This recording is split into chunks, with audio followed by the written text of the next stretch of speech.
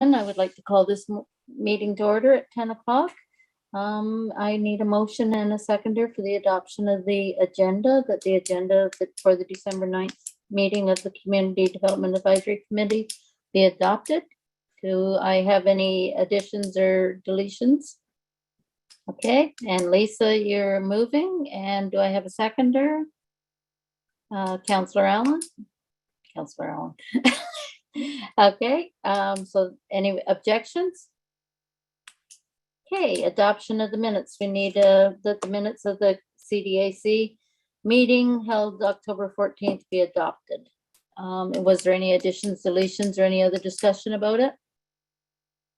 Ms. Hunter, if I could just interrupt for 1 second, I believe you missed the disclosure of pecuniary interest. Oh, that's correct, I did. Is there any disclosures of pecuniary interest? Seeing none. Then the adoption of the minutes. I know Ella had her hand up to move. Is there a seconder? Marlene, thank you very much. Okay, anyone opposed? Seeing none. Now we have a presentation, Ms. Amanda Pantry, Program Events and Education Coordinator from the Township of South Frontenac, will speak to the Open Farms event planning and execution. Thanks. Sure, I'll just briefly introduce Amanda, if you don't mind, Madam Chair. So thank you, Amanda, for joining us. As this committee may be aware, we hosted our fourth Open Farms event this year, and the Township of South Frontenac was an instrumental partner in the execution of that event, and representing the township on a staff and implementation level was Amanda. We could not have moved all the moving pieces without her dedicated support. As I had very little involvement in the planning and implementation from a county perspective, and the person who is here is Allison is no longer with us to speak to it. I thought it might be great to bring Amanda in to speak to the Open Farms event from a township perspective and from her perspective overall.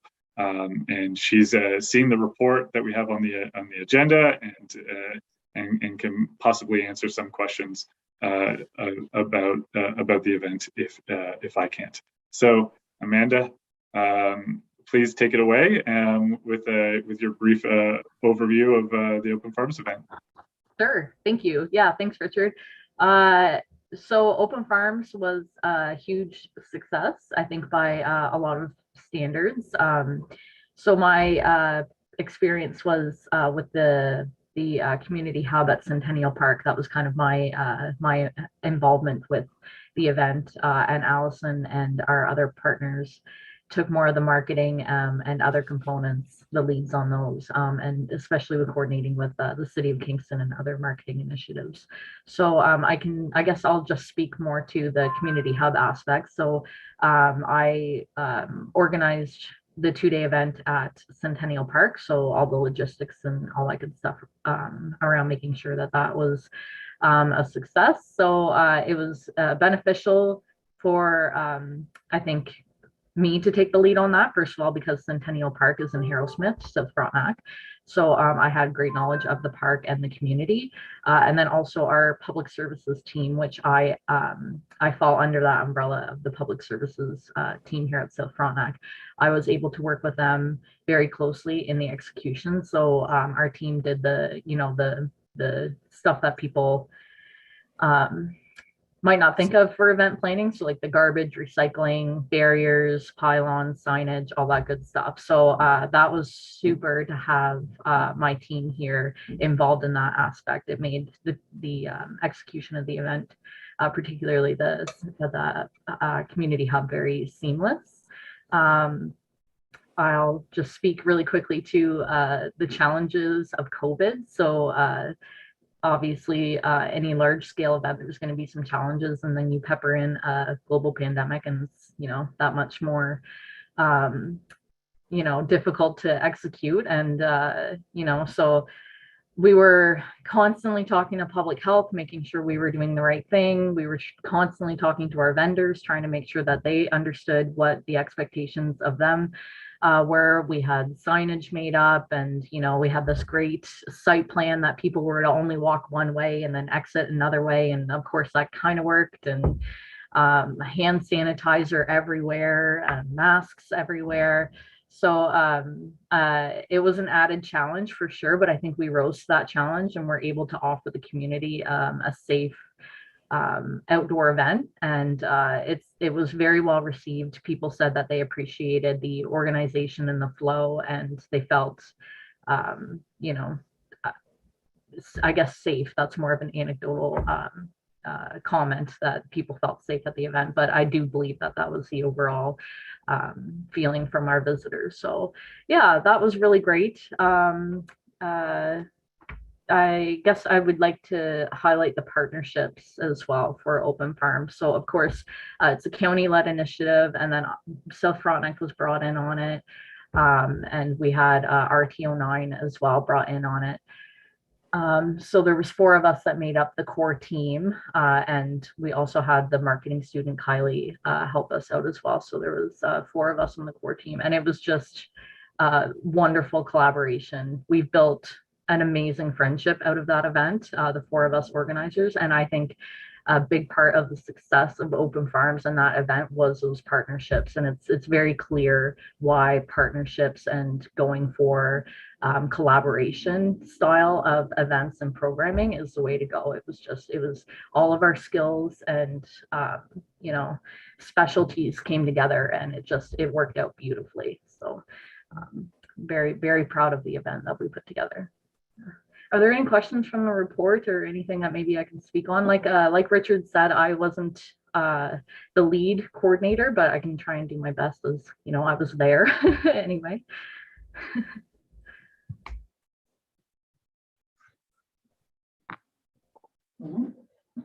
Exactly. Sorry, Betty, I think you're muted.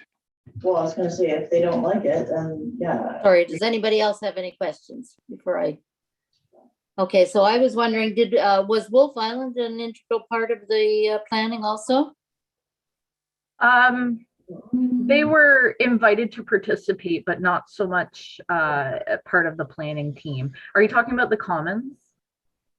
Yeah. Wolf Island, yeah. So they were invited to participate, and of course did all their their requirements for organizing their element, but the overall Open Farms umbrella, they weren't too involved with the overall event. Okay. And then I see that there was, how many hours was it? 48 hours of staff time from the county? Yes. Yeah. So I guess I could say I probably put in either just under or about the same amount as well of staff time as well. It was a little more than I expected. I think you saw in the report the scope creep. That was definitely a factor that played into the extra staff hours that went into it. So we added the drive-in movie, and the community hub was kind of envisioned a bit smaller when it was proposed, and then it kind of grew and grew and grew, and all of a sudden we were planning this really wonderful event, but it did take up a little more staff time to implement than originally planned.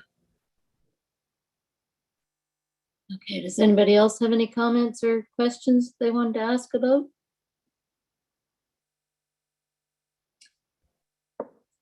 Okay, so I want to thank Amanda for taking your time. I've read the report. It's a very successful event, and we'll have to see how it goes forward. I think it should continue, and it helps our farms.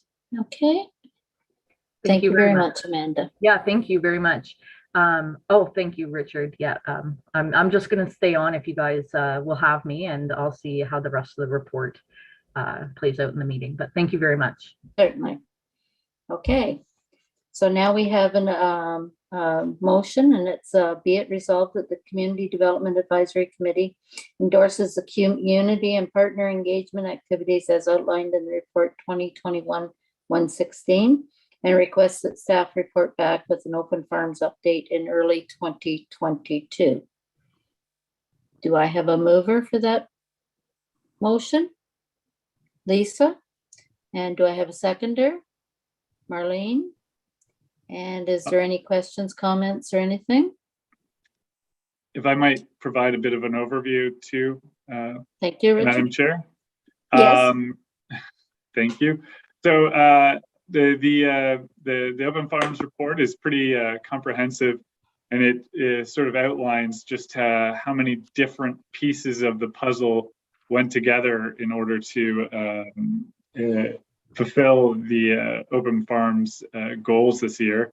And part of that, I think, was just in response to the COVID-19 pandemic. If something couldn't work, there would be maybe something else that was going to continue or go on.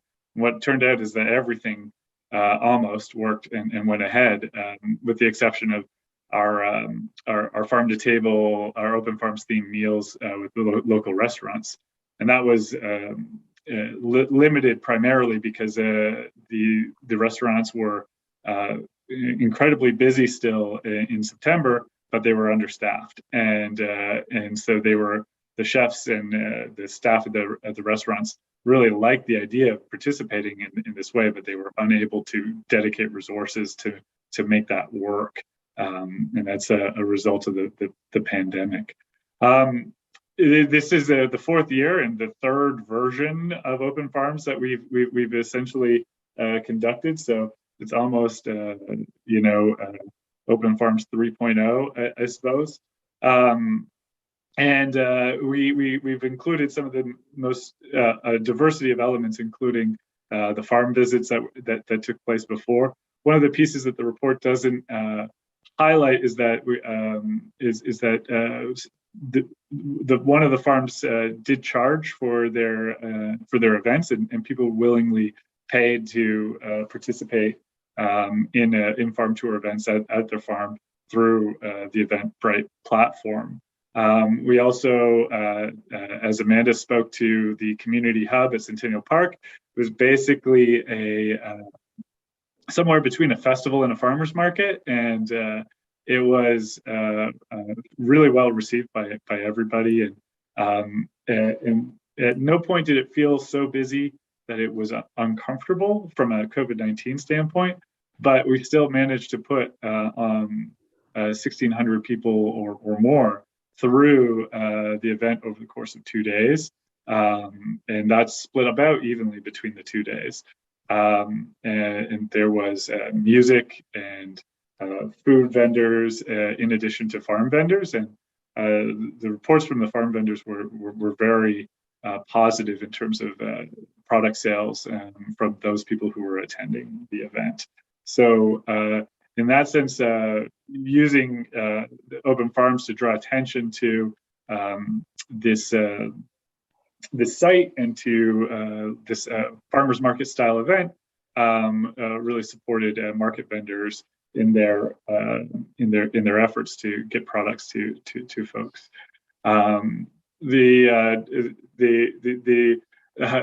There were 45 visitors at the Frontenac Museum, the celebration of agriculture, and for the museum staff, that was an overwhelming number of people. And so, while that may seem low next to 1,600, they had very in-depth conversations with people who were interested in their specific aspect that they were bringing to the event. So it was considered a success by the Frontenac Museum.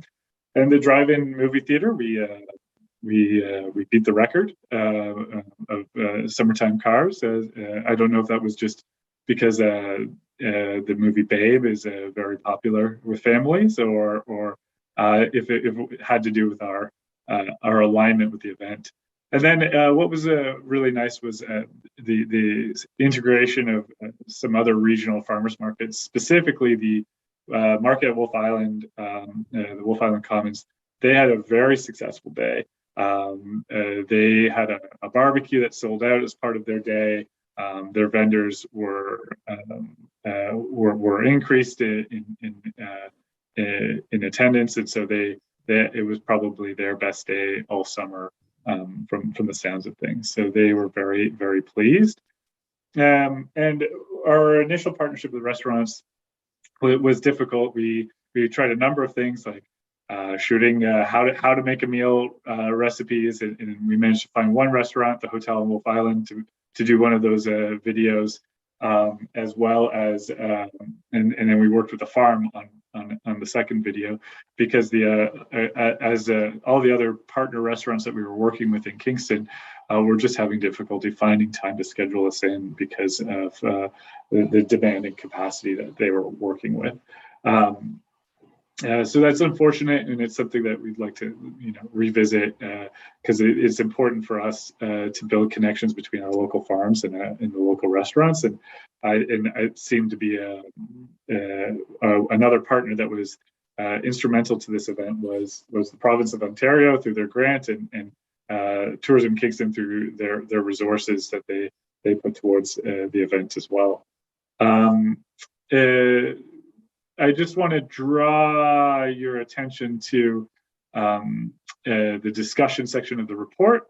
I'd be very interested in hearing some of the committee's response to some of the considerations laid out near the final page of the report, in terms of any of these questions, because we're going to go to the farmers in the new year and go through these questions. But based on our reporting, and some of these committee members have seen a couple versions of open farms now, I'd be very interested in hearing your thoughts about our use of county resources to achieve this, and also if there's different ways that we could achieve similar outcomes going forward. So you're talking about the strategic priorities that you have listed at the end of the report? No, I'm talking about right above next steps, and I'm not sure what page this would be on, because I'm on split screen, but it's Yep. There's prior to making commitments. Six questions. And really, this is an this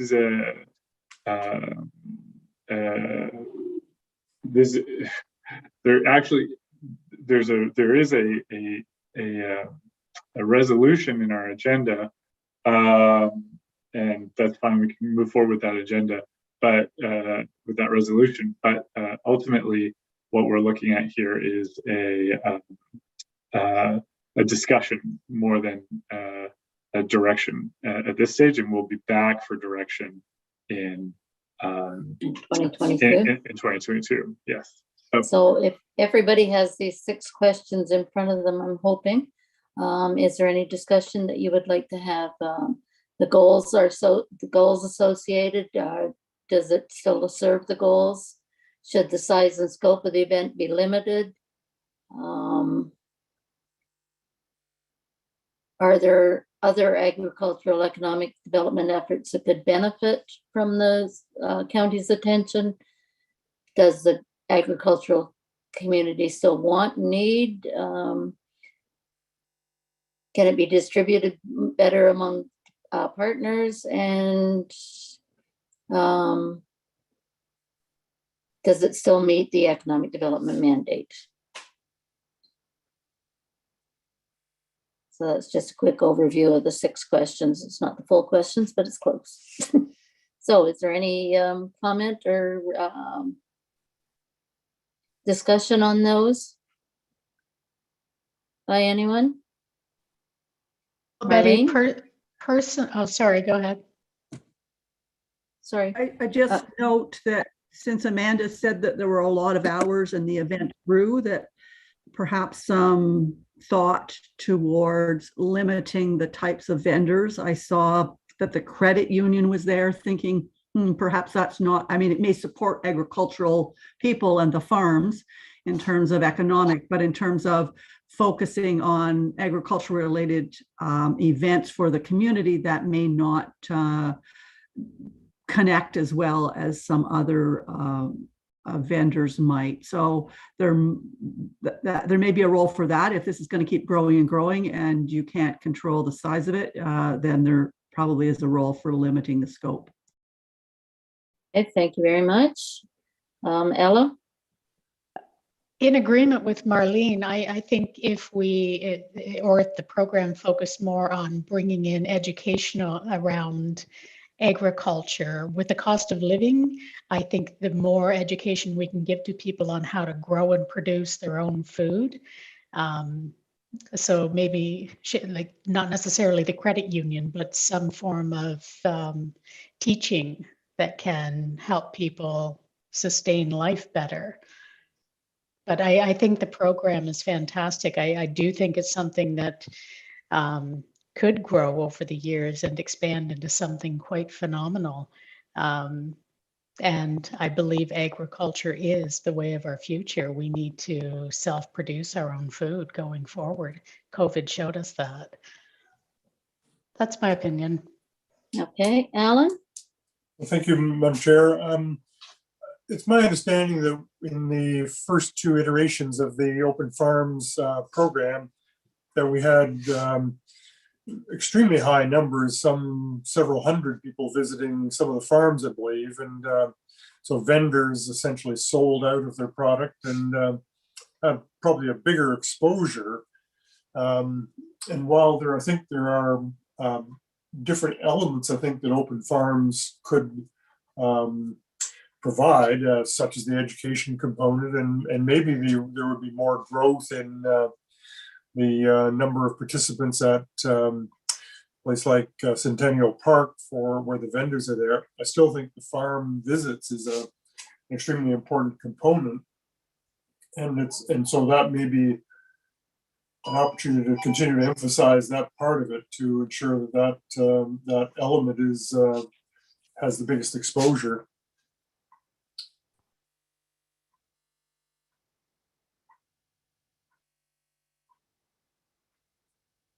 You're muted, Betty.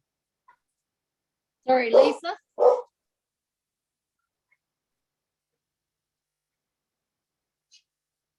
Okay, I was just pointing out Betty was muted. So, however, having said that, having been a part of the committee for a couple of years, kudos to you for constantly having to pivot this event and make it work with COVID regulations the best you can.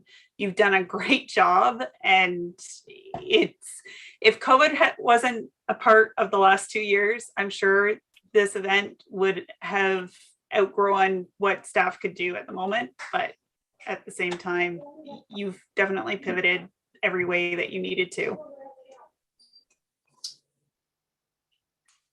Thank you. And I have to really say that this year was an incredible team effort with having support from RTO9 and staff support from RTO9 and Amanda, but really Allison's commitment to working with the stakeholders and working with the farms led us to such a successful event year over year. And that was instrumental in terms of how going forward, that approach and working directly with the stakeholders is critical to keeping the event authentic and important to the community.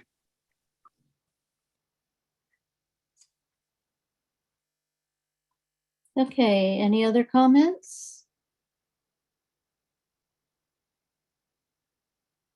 The restaurants, are you using the township or I know you're contacting with the city of Kingston, but are you like, there's different restaurants in the townships that? Yeah, we worked with food providers in the townships. The cookery from Inverary and Gilmore's Meats provided food on site at Centennial Park, and we have reached out to our local food vendors and retailers and restaurants with the opportunity to participate in Open Farms in the past. We'll continue to do that outreach. Yeah. Okay, so you reached out to Seed to Sausage and some in the more northern parts that could come down? Yeah, we or Back 40 Cheese, there's Yeah, and we reached out to all of our farms and food vendors as part of the outreach for the event, and they have to make their calculations in terms of what they're able to include. It would have, unfortunately, the Charlotte Lake Farmers Market didn't take place this year, and it would have been nice to be able to create a hub in Charlotte Lake to feature some more northern vendors, much as we did on Wolf Island. But we have to have a partner on the ground to collaborate with, because we don't have the capacity to coordinate. Without Amanda, we wouldn't have been able to do the Centennial Park piece, and without a coordinator for the Wolf Island market, we wouldn't have had somebody to relay information with and communicate with and make sure we're marketing the right information with. So hopefully the market in Sherbet Lake can find a resource that we can work with if we continue to adopt that model going forward. Okay, thank you. Anyone else? Okay, so we have a motion on the floor. And if I could have a mover and a seconder, I will repeat it again, that the Community Development Advisory Committee endorses the community and partner engagement activities as outlined in the report 2021-116 and requests that staff report back an open farms update in early 2022. I apologize, Madam Chair, but can I just ask that we make a friendly amendment from a staff standpoint? The report is actually 2021-118, but the motion reads 2021-116. Okay, sorry about that. That's not that's our fault. That's my fault. I'm begging your forgiveness here. Okay, so it's 2021-118. So yes. If I can have a mover. Madam Chair, Ms. Henderson and Ms. Spruitt have already did that? Okay, I was wondering. Okay, is there anyone that does not support the motion? Seeing none, the motion is carried. Thank you. Okay, so now we're on Community Development Advisory Committee, the Frontenac Ambassador Program. And the motion reads, be it resolved that the Community Development Advisory Committee endorse the gradual changes to the Frontenac Ambassador Program as outlined in this report. So I hope everyone has had a chance to read this report also. And if we could have a mover and a seconder so we can discuss it, and then I'll remember that we did that. So do we have a mover for this motion? Lisa? And a seconder? Alan? Okay, so do we have some discussion that people would like to? I hope everybody's had a chance to read it. And is there a discussion that you'd like to have at this time about the motion? About the outline of how we're going to go forward with this? Madam Chair, I can do a brief introduction to the report too, just a quick overview if you'd like. Thank you. This committee would be familiar with the Economic Development Service Delivery Review that took place last year. And it had a number of recommendations, 4 main recommendations. And one of the pieces is that our department work more as a collaborative element across the region between Frontenac Business Services and the townships primarily in terms of the delivery of economic development, so we can be coordinated. As the townships are interested in participating more directly in the economic development, our attention would move away from providing direct-to-business services and focus more on investment attraction efforts. And so this report outlines a little bit of a sense of a transition. We don't want to just tell businesses we're not there for them anymore, and because we certainly are.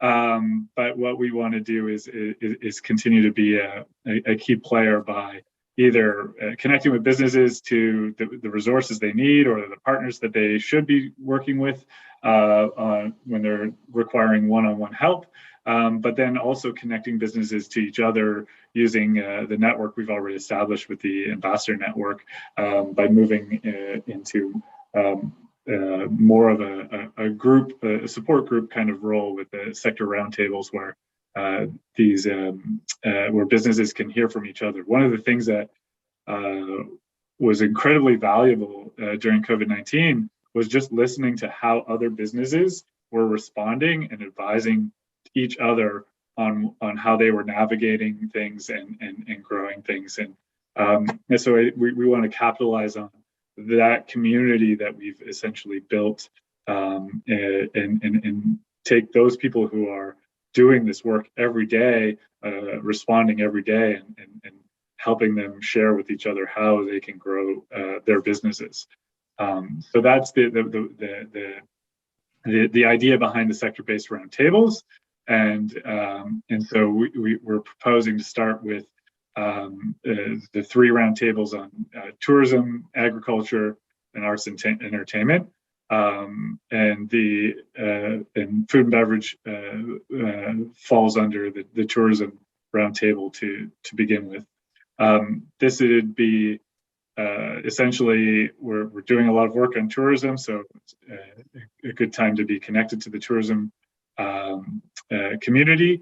They're one of the most active parts of our ambassador program.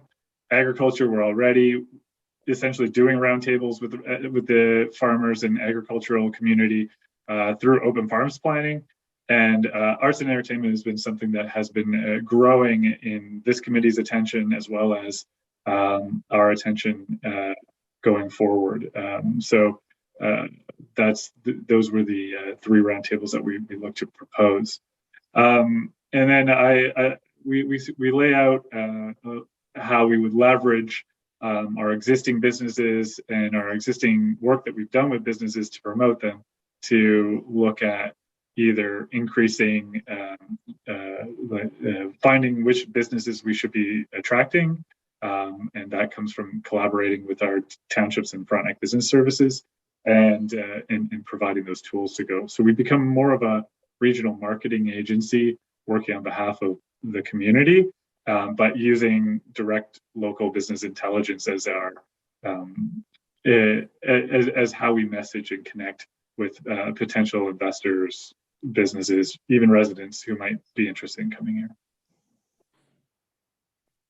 Okay, so discussion. Anyone have any questions of Richard or the report?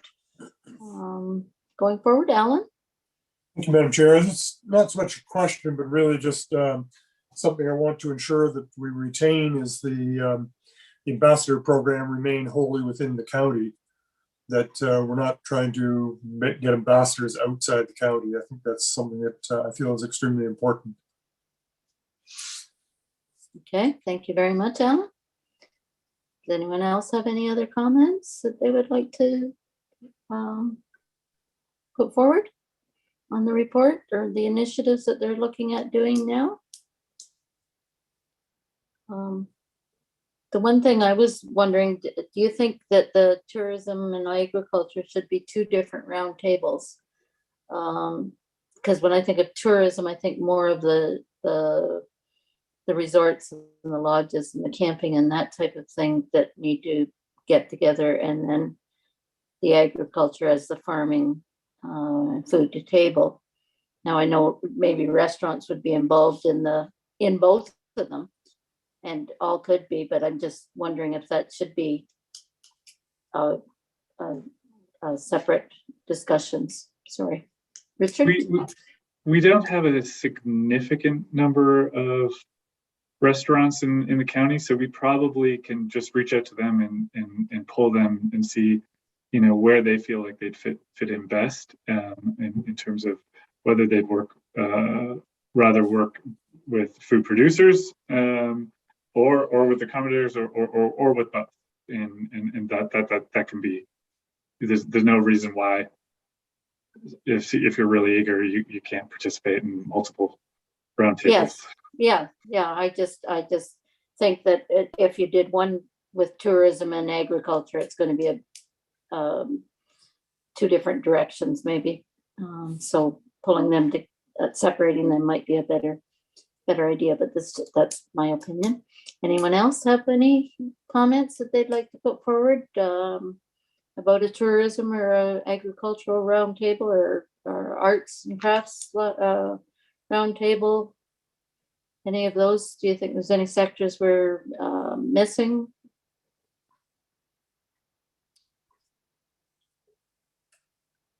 Nothing? Okay, so we have a mover and a seconder. So is anybody opposed to the report or the motion that we have put forward? Seeing no one opposed, the motion is carried. Okay, now the Frontenac business survey. This is a report only. So Richard, if you would like to comment on the report, please.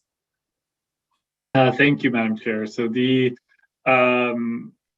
so every year we've been engaging the business community with a survey, and to capture year-over-year changes in the business climate in Frontenac County, as well as to inform our work and efforts as an economic development agency in the region. And so so the survey questions that we've included as an appendix here are generally very similar to what we asked last year.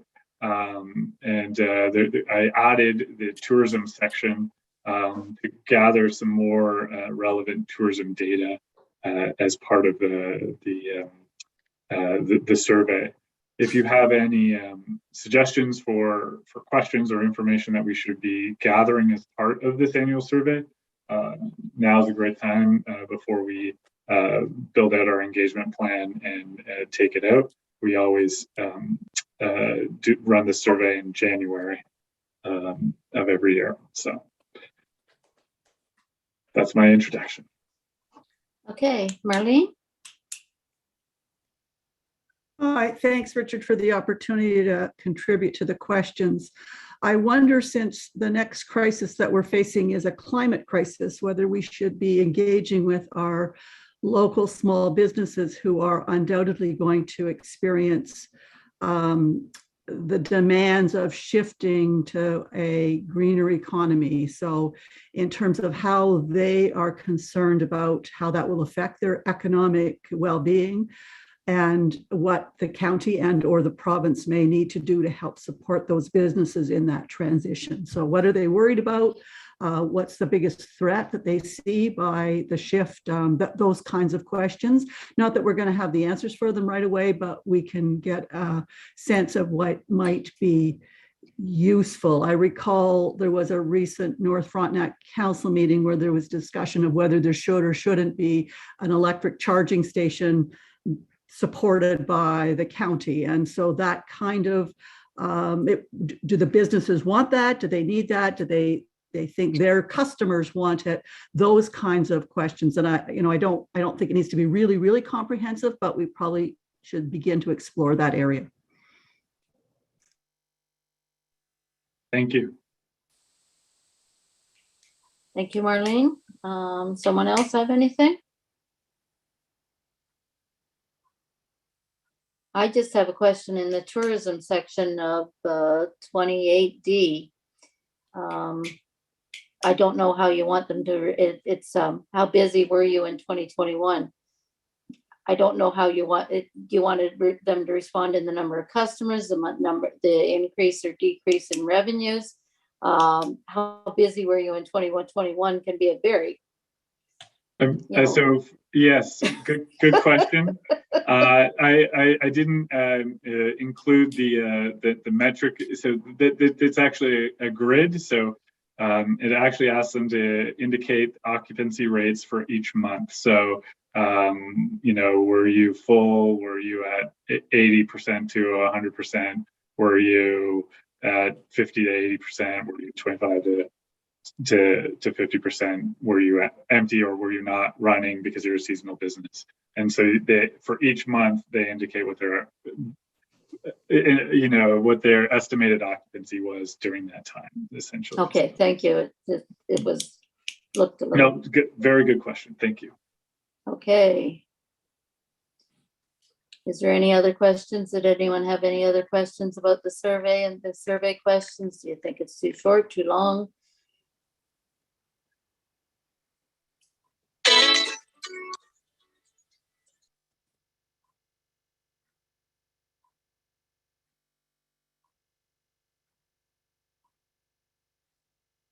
Did we lose the chair? I think we did. So who's vice chair again? Is that you, Lisa? I believe Deputy Warden Doyle is on the call via telephone, and he is the vice chair if he would like to take over. Okay. Deputy Warden Doyle, you are muted. Hi, it's Angelique. He's unable to mute himself. So do you want to wait and see if Betty comes back on? Is there somebody who we could perhaps ask to take over the chair until Ms. Hunter arrives back on? Perhaps Councillor Ravel could chair. I'd be willing to do so if you wish. So while we're without going off topic, Richard, maybe this might be an opportunity for you to introduce Debbie to the group. We did have a very brief introduction, but with other members still wanting to join back in, perhaps this would be an opportunity to introduce her. Well, that's a great idea, and welcome back, Madam Chair. Sorry about that.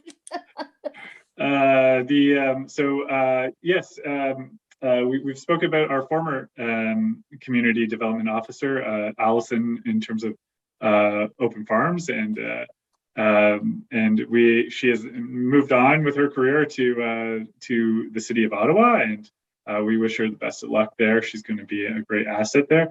But we have also, as a result of that, managed to recruit an incredible asset in Debbie Miller to play the role here. And Debbie comes to us from the city of Kingston, where she spent the last 7 years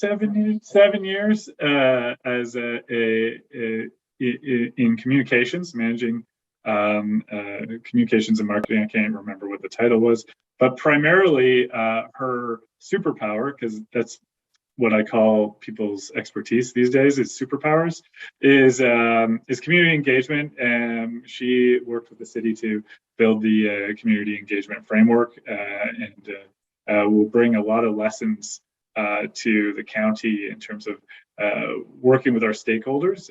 But she's really excited to get out of the city and hit the roads and meet everybody in Frontenac County.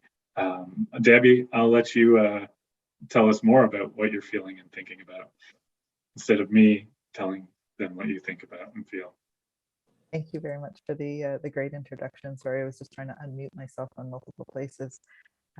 Yes, I've come from the city of Kingston, and prior to that, I was with the town of Huntsville. So understand the rural components as well. Love working with the community, love getting to know people. So those are all really important pieces, and I really look forward to getting to know each of you. So I've spent the last couple of days having a lot of conversations with Richard around the role and the areas that we see that we can work together, and sharing duties and doing things like that. So there's lots planned and lots of great ideas percolating. So I look forward to connecting with each of you. And please feel free to reach out if you've got questions. I'm happy to connect personally too. So thank you. Thank you, Debbie. Nice to meet you, and welcome to the team. Okay, was there anything else that we needed before we, the next meeting will be scheduled for Thursday, February 11th, to be held in combination of an in-person and virtual electronic format and live streamed on the YouTube channel, and that will depend on what's going on in the world those days. So that's a subjective, but it will be February 11th, one way or the other. And has anyone else got anything else that they would like to? Yes, Marlene? So in my calendar, Thursday in February is the 10th and the 11th is a Friday. Okay, thank you. Oops.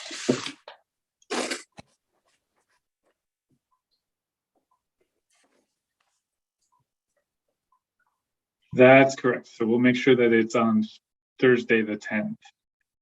Okay, so that's corrected to Thursday, February the 10th at 10 a.m. On my calendar. Thank you very much, Marlene. Is there anything else? If not, I would ask for a mover and a seconder to adjourn the meeting. Lisa? Marlene? Anybody opposed? And thank you, Dennis, for joining us on the phone, and all the staff for their, and I would like to wish everybody a Merry Christmas and a Happy New Year, and stay safe. Thank you very much. You too. Thank you. Okay.